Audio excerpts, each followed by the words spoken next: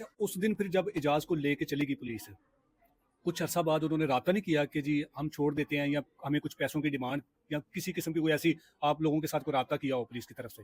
نہیں جی, کسی نے کوئی رابطہ نہیں کیا. صرف جاتے وقت انہوں نے میرے بھائی سے یہ کہا کہ ہاں آ جاؤ مزانگ تھانے آ جاؤ ورنہ ہم ان پہ پرچہ کر دیں گے. تو میرے بھائی نے اس سے کہا کہ آپ پرچہ نہیں کریں, ہم لوگ آ رہے ہیں, ٹھیک ہے. یہ کہہ کے وہ اس کو لے کے چلے گئے. اب تھوڑی دیر میں سارے اکٹھے ہوئے, میرے کزن وغیرہ یا کوئی ان کے یار دوست, میرے بہنوئی ہیں جو ان کے ایک فرینڈ ہیں, انہوں نے ان کو بلایا. انہوں نے, وہ بھی پولیس میں ہوتے ہیں, کوئی ان کے جاننے والے تھے, انہوں نے اپنے سورسز سے یہ لوگ نکلے ہیں, پھر گئے ہیں ادھر ادھر چیک کیا. پھر انہوں نے اپنے سورسز سے رات کو جب پتہ کیا ہے تو تب جا کے پتہ چلا ہے, انہوں نے بتایا کہ وہ بچے کی ڈیتھ ہو چکی ہے.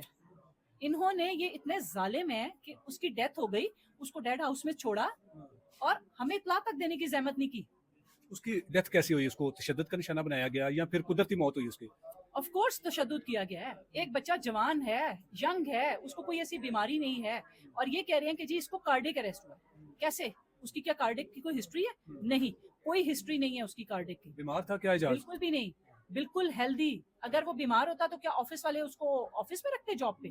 ایک کامن سینس یوز کرنے کی بات ہے نا, کس کو پاگل بنا رہے ہیں یہ لوگ, ٹھیک ہے. آپ آفس سے بھی ساری انویسٹیگیٹ کر سکتے ہیں کہ وہ کیسا بچہ تھا.